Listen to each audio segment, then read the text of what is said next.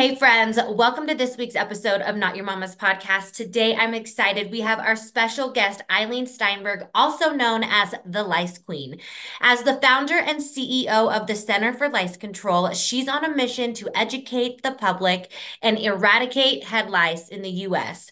Boasting over 20 years of hands-on experience in treating and preventing lice infestations. You know what? I am so excited we're talking about this topic because it's only a matter of time that our kids or even us as adults are going to experience lice. Oh, Thank you so much, first of all, Christina, for having me on. I enjoy listening to your podcast, so I'm grateful to be a part of it and help your community answer these questions. And hopefully, at the end, we will discover that lice is a compliment and only the sweetest people get it. And a lot of the hype and misinformation is what worries us, but is not the focus of being productive at getting rid of this or dealing with it. So thank you. Yeah, no, thank you. So, how can parents easily identify and prevent head lice in their children? Okay, so the objective is to find lice in an early stage. I have coined this phrase in my salon, but I call it pre-lice. From exposure to somebody that has an active contagious case, if you do get lice from them, Mhm. you fall into in the first like 2 to 3 weeks, really like 14 to 18, 20 days, you have what is exposure evidence that you have been exposed to lice, but you're not contagious yet. Okay. So I call that pre-lice. You want to find lice in the pre-lice stage before a person has enough to share.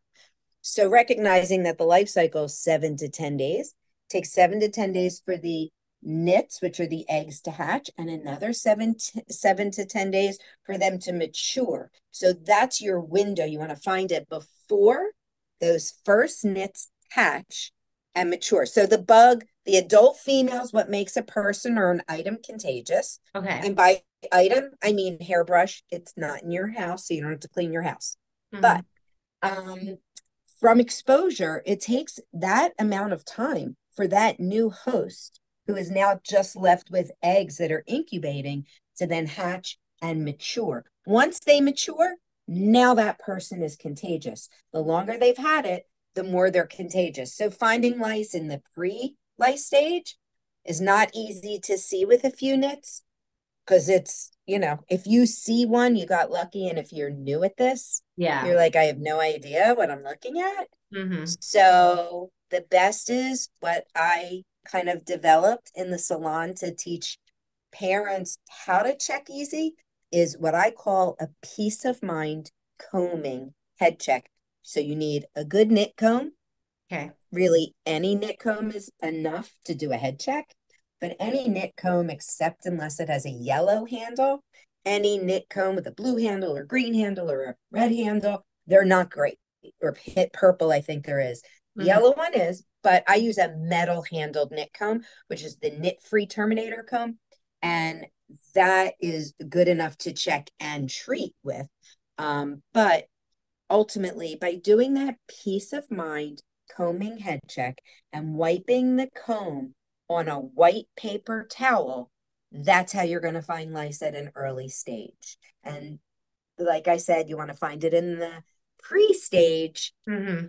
time. So that would essentially be doing a combing head check, a peace of mind combing head check twice a month, beginning of the month and the middle of the month, recognizing it takes, up to 2 weeks to be contagious. If you're doing those two checks a month Hmm. for preschool, elementary school, and middle school, if you have younger siblings, but then high school once a month. Okay. And you're just That's good. looking for like a little egg that's attached to, the hair follicle. Is that like kind of what you're looking for? And I know I remember hearing like if you flake it and it moves, it's probably dandruff, but if you like flake it with your hand and it doesn't move and it stays, then it's an egg, like a lice egg, a nit, what you're calling it, right? So that a knit is the pretty much the same color as the hair. The only reason why people say that it looks white or cream is because the light hits it and it's shiny. So it feels like a knot stuck on the hair shaft. So you physically want to single out that hair that has something on it and Mm-hmm. run your finger along it. And if you feel that bump, then it's probably something to be concerned of. If it smushes off, it's product or dandruff or cradle cap or something. Yeah, yeah. Well, thanks for breaking that down. Parents, you need The Addicted Child, A Parent's Guide to Adolescent Substance Abuse by Richard Capriola. It's a must-have for understanding teen substance use and learning the warning signs every parent should know. The Addicted Child, A Parent's Guide to Adolescent Substance Abuse by Richard Capriola. And here's the kicker.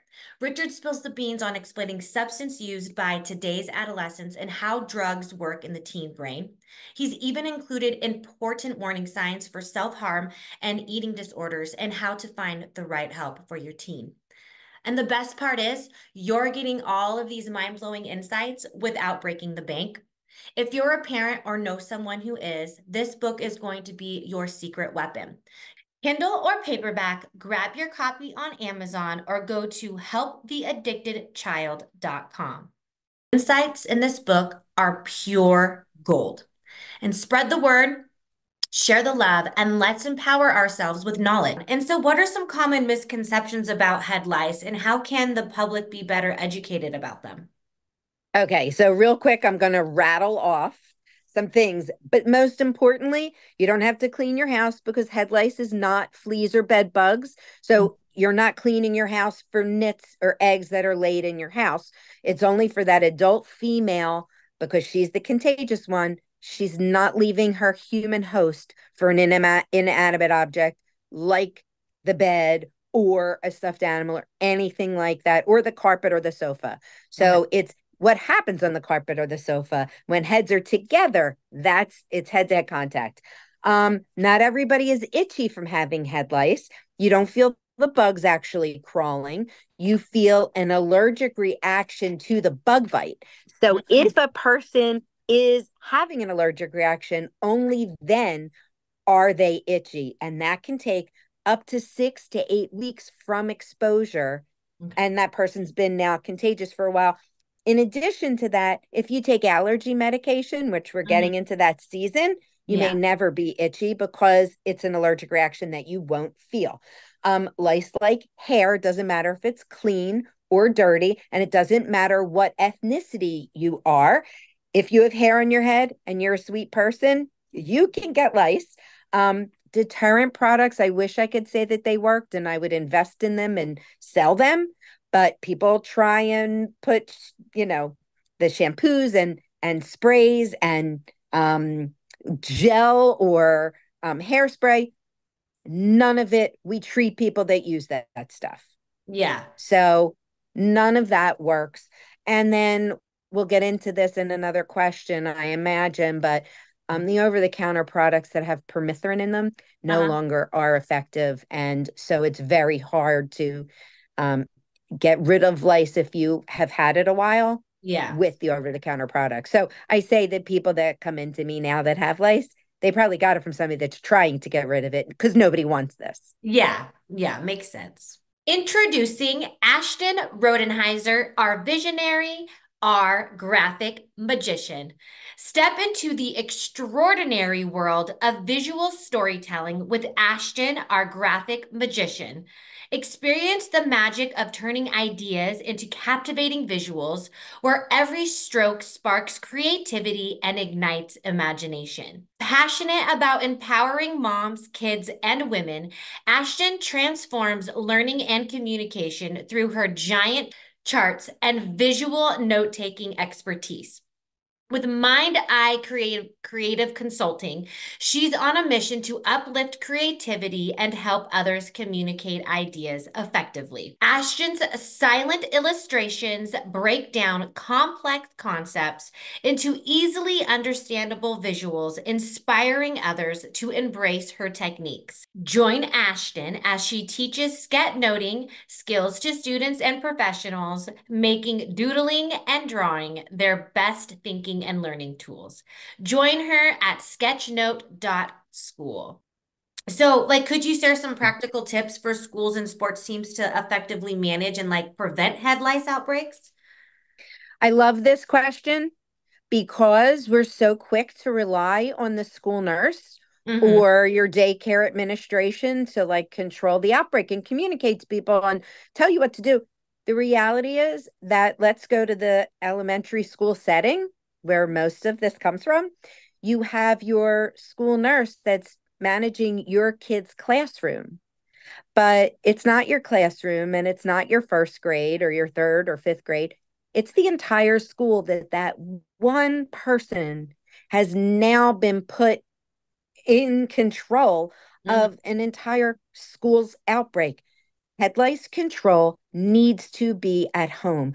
When you're relying on other people to communicate that they've had it, they it's not that's not a great model because people Mm-hmm. are not going to communicate.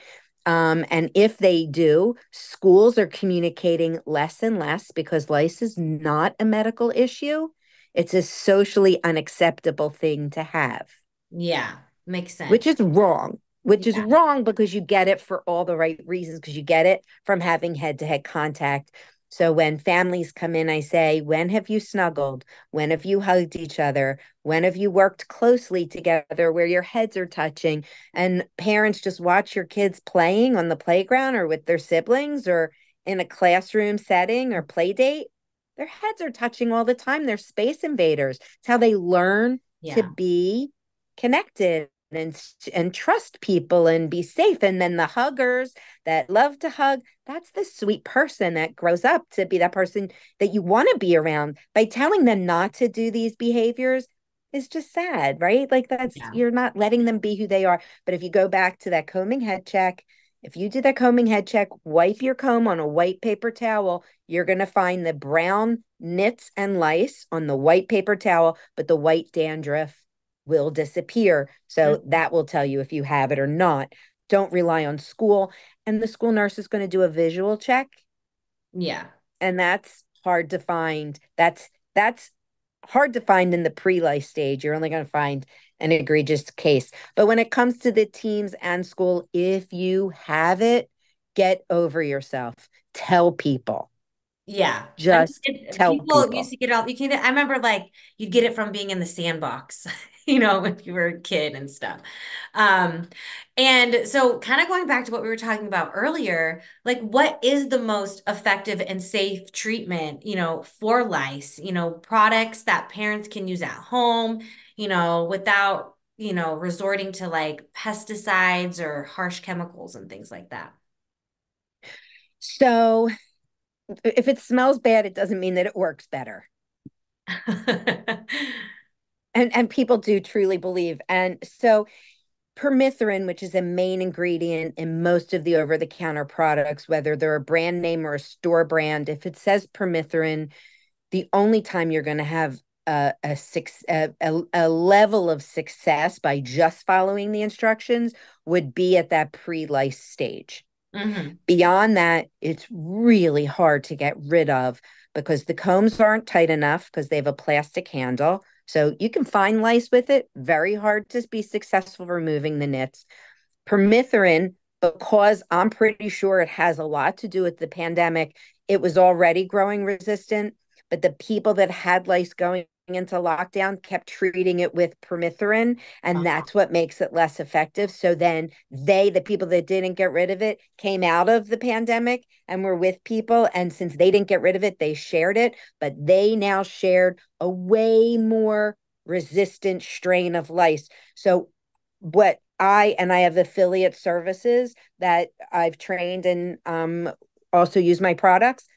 We've all been talking about how egregious these cases are after people are treating.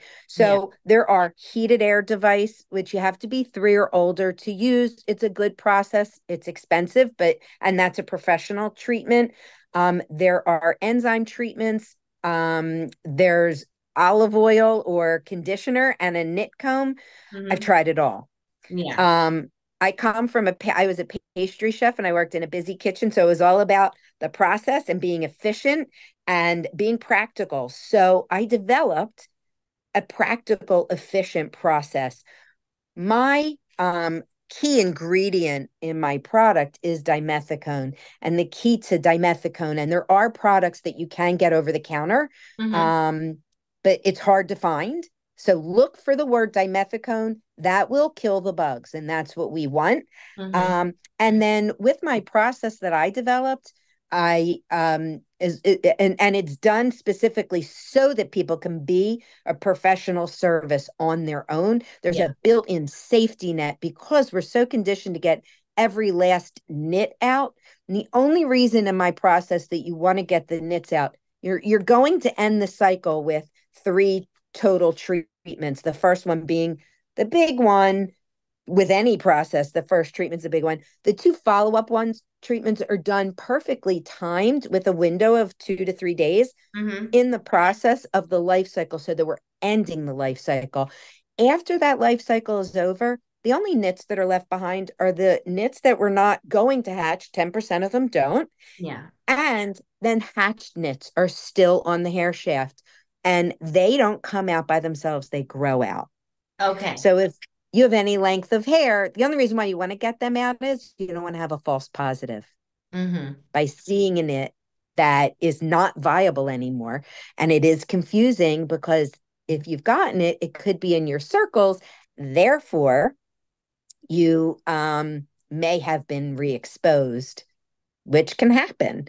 Yeah. I do like to tell people after they leave the salon because they feel like they're walking right back into the lion's den. You Mm-hmm. don't typically get it that quickly, even though you can paint the scenario that it's coming back so quick. Um, you're not going to get it that quick. You typically don't get it back that quickly, but you can get it within the next month to 3 months. Mm-hmm. So Yeah. just be on top of those head checks. But the process that I developed, I feel like is while there are processes out there, um, there's good processes and not great processes. I built in a safety net so that I was putting something out there that was the most effective, and I did it just for my community, where I have a really strong reputation. And then I went on Amazon, so now I have a bigger community that can't just come into the salon. I wanted to make sure that I covered every single base, that if you do this and you follow the directions, you will not have lice at the end. But I we love it. can't control what other people are doing. Yeah. So do those head checks till they leave for college. Love it. Well, Ilene, it was such an honor to dive into that part of our episode. And now it's time for the Power Mom Chronicles. And I cannot wait to figure out what your answers are. And my first one is, what's a game-changing lesson life has taught you? So for me, coming from learning differences where people didn't know about what they were all about when I Mhm. was a kid, um, is school is not a determination of if a person is smart.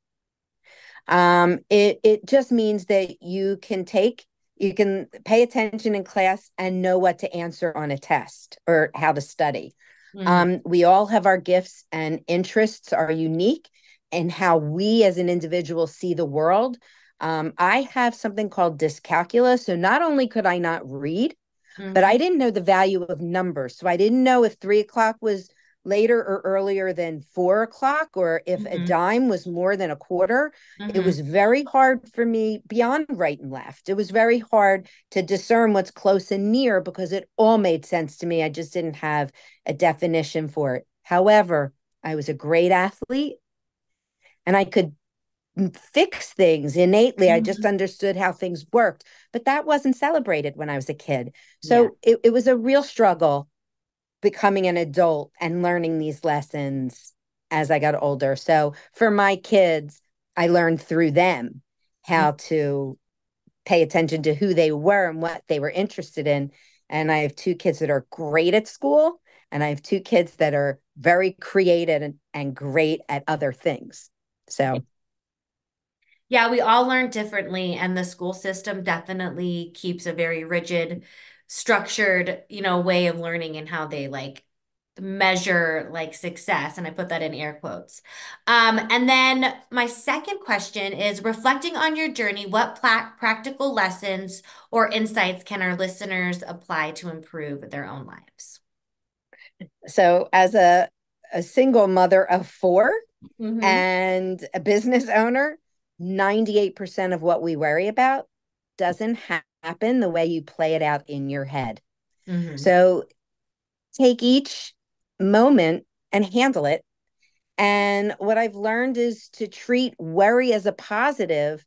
It's a positive way to show that I really care about the outcome and not as a negative, which can get in the way of thinking positively to have a good outcome.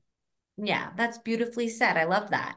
And then offer a piece of wisdom for moms or anyone really striving to find their strength and voice. Listen to your intuition and trust it. If you hear that little voice in your head telling you something, follow up on it. If it's not an issue, then at least you have peace of mind that you looked at it. But at the same time, you just be grateful in your thought processes. And I can't tell you how many people say, I thought my kid had lice and I checked and here it is. And we have, especially as moms, such a strong intuition. I think chemically we almost are in sync with our kids in certain ways that Mm-hmm. you can sense things. Yeah. So, just pay attention to your inner voice and give it respect. And the best advice you've ever received. I love this because when my daughter was in preschool, she had a little person in her class that was handsy and had a lot of energy. And they brought in a book called Bucket Filler. Mm-hmm. And the bucket filler is such a wonderful concept. If you do nice things for people, you're filling their bucket. And when you fill somebody else's bucket, you're filling your own because you feel good because you've helped somebody or have done something to help your community. But if you do, on the reverse of that, if you do something not nice to somebody or you don't help, you're a bucket dipper. Mm. So that was okay. My daughter's 21, she was 4. So all those years ago, I have kind of lived in that mindset of I want to be a bucket filler. I want to help people. I want to help my community. And at the end of the day, if I could just smile at somebody when I'm walking into the Y or into the market and just leave that person with that smile, I filled their bucket, which made me feel good. So just be a bucket filler and find that book. It's wonderful. I love it. Well, what a great way to end this week's episode of Not Your Mama's Podcast. All of her links are down below in the show notes. Don't be shy. Go say hi. And I hope to see you all in the next one. Thanks for listening. Thank you, Christina. This was great.